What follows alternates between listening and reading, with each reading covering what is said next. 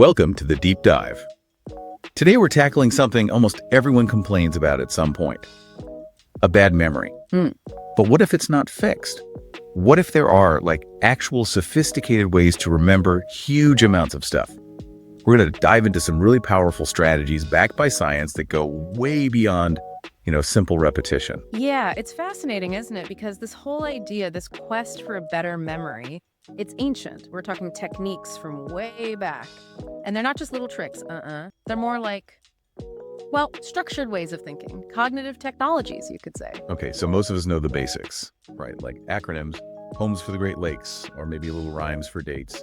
But you're saying there's a whole other level, something more fundamental. Exactly. Think of those as maybe the entry point. The really powerful stuff starts with systems like the Method of Loci. You probably know it as the memory palace. The memory palace. Yeah. Right. I've heard of that. Sounds kind of epic. It has an epic origin story, actually. It goes back to this poet, Simonides, around 477 BC. He was at a big dinner, the hall collapses, terrible tragedy, everyone inside, unrecognizable. But Simonides, he could picture exactly where everyone had been sitting. Whoa. Yeah. And that gave him this huge insight.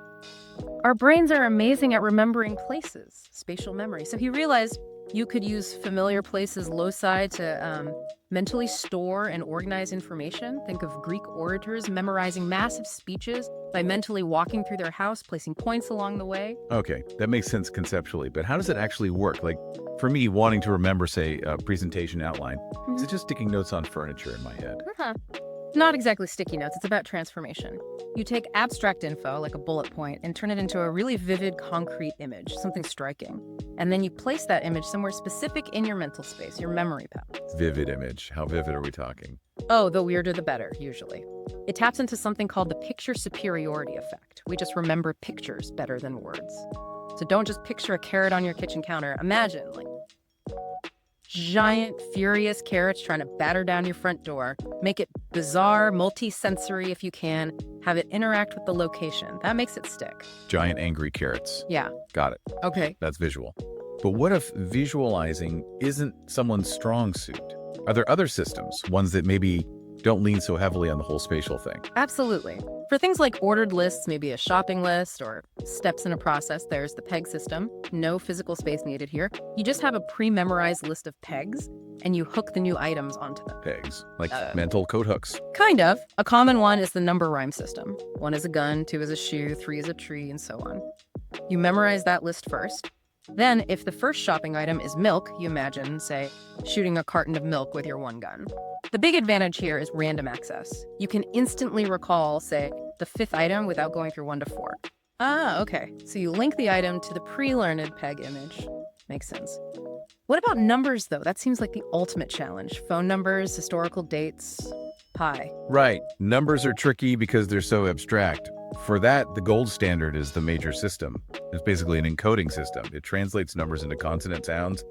0 is S or Z, 1 is T or D, 2 is N, and so on. Sounds complicated.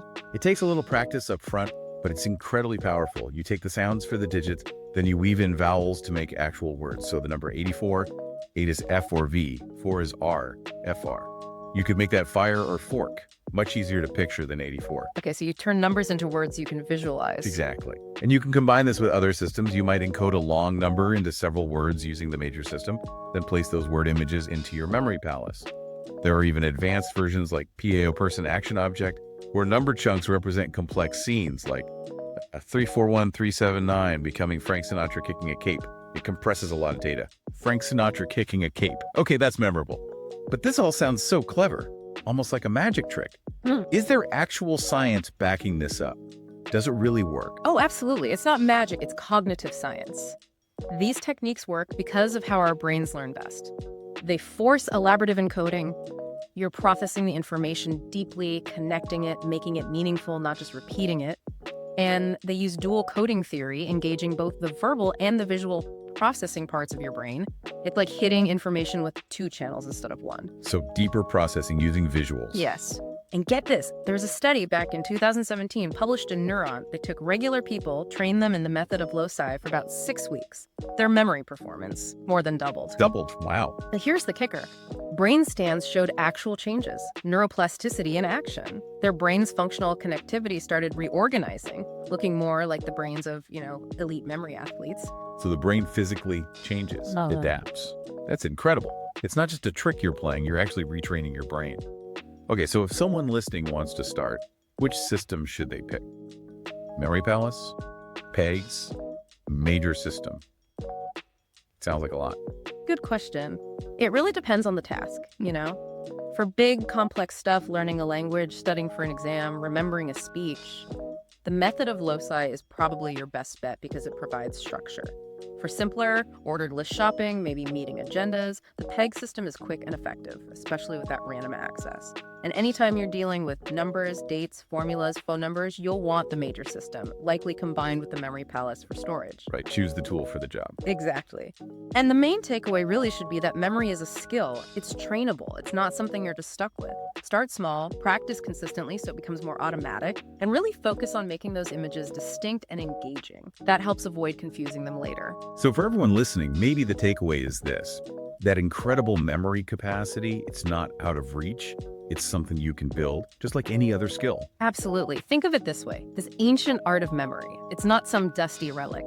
It's a living, breathing, evidence-based science of learning. So the real question is, what information are you ready to master?